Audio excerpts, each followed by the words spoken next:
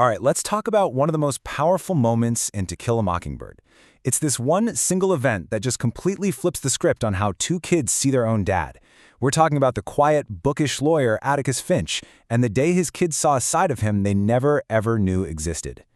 So we're seeing everything through the eyes of his kids, right? Scout and Jem. And to them, Atticus isn't some kind of hero. He's just old. He's almost 50, he wears glasses, and honestly, when you stack him up against the other dads in town, he's kind of a letdown. Yeah, and it's not just that he's older, it's about all the things he doesn't do. You gotta remember, this is Maycomb, a small southern town. A man's reputation, his worth, was really tied to, what he could do physically. And for Scout and Jem, the difference between their dad and everyone else's dad was pretty glaring.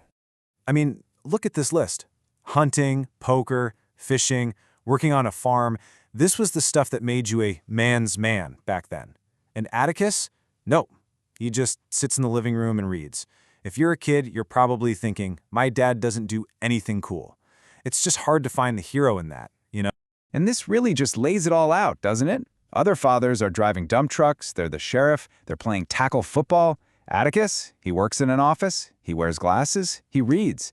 It's no wonder his kids just thought he was, ordinary, totally unremarkable. Okay, so right in the middle of all this kid disappointment, Atticus drops this piece of advice on them.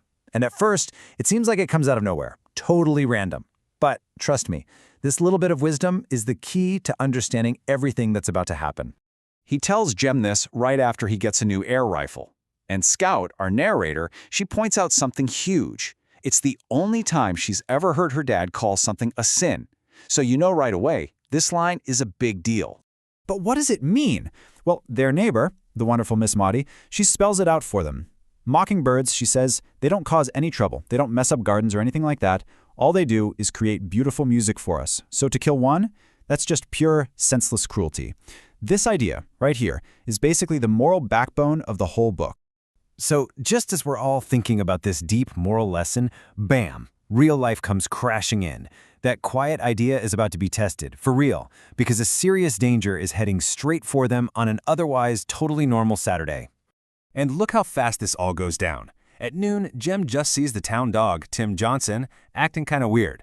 5 minutes later, their housekeeper Calpurnia realizes what's happening. The dog is rabid. And she doesn't hesitate for a second. She gets the kids inside, calls Atticus, and then warns the whole street.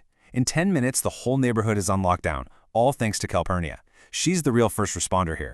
And the atmosphere just totally changes. Scout says, nothing is more deadly than a deserted, waiting street. It's eerie. All the doors are shut, the mockingbirds stop singing, everything just goes silent. And that silence is almost more terrifying than any noise could be, because everyone is just waiting. When Atticus finally gets there with the sheriff, Hecate, Calpurnia tells them the dog is in the twitching stage. That confirms it. This isn't just a sick dog anymore. Tim Johnson is dangerous, he's unpredictable, and he's slowly, painfully making his way down their street. All right, so this is it, the showdown. But it's not going to be easy. There's a huge complication here, a real life-or-death problem that puts all the pressure squarely on one person's shoulders. So what happens? The sheriff, Hecate, he hands his rifle over to Atticus. He tells him, Mr. Finch, this is a one-shot job. Why? Because the dog is standing right in front of the Radley house. If he misses, that bullet is going straight into the side of their house. There's absolutely no room for error. And Atticus, he doesn't want it. He says, I haven't shot a gun in 30 years. But the sheriff just won't take no for an answer. He basically admits he's not a good enough shot for this. He tells Atticus he'd feel a whole lot better if he took it. Think about that. The old, feeble dad is suddenly the only person who can handle the situation. And then it happens. Just one single smooth motion. Atticus pushes his glasses up, raises that rifle, aims, and fires. For Jem and Scout, who were just watching, totally stunned, it must have felt like time itself slowed down. They're seeing their dad do something they literally thought was impossible for him. The shot is dead on. Perfect. The dog drops, and in the silence that follows, you hear Miss Maudie shout out this old nickname. I saw that one-shot, Finch. And with those 4 words, everything Jem and Scout thought they knew about their father just explodes. It's all gone, and in its place is this brand new person. So, let's unpack this. what does this massive reveal really mean? For the kids, it's about way more than just finding out their dad is a good shot.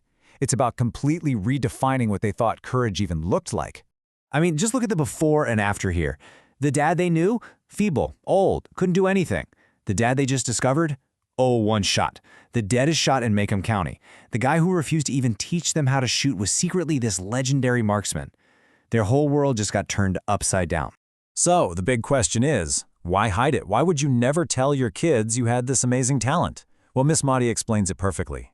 Atticus felt that his skill gave him an unfair advantage over most living things. He was, as she says, civilized in his heart. He didn't take pride in it. And that's the real lesson here, isn't it? His true strength wasn't the ability to shoot a gun, but the humility to know he shouldn't. And you can see it all click into place for Jem. He proudly says, Atticus is a gentleman, just like me. He gets it now. Being a true gentleman, a truly strong person, isn't about bragging or showing off what you can do. It's about having that power, that strength, and deliberately choosing not to use it unless you have no other choice. Which really leaves us with this big question to think about. What does true courage actually look like? Maybe it isn't about being the loudest or the strongest person in the room. Maybe real courage is quieter. It's about having the wisdom and the humility to know when to keep your strengths hidden. And that's a lesson that Jem and Scout are going to need, because their father is about to face a very, very different kind of battle, and it's one that a rifle can't win.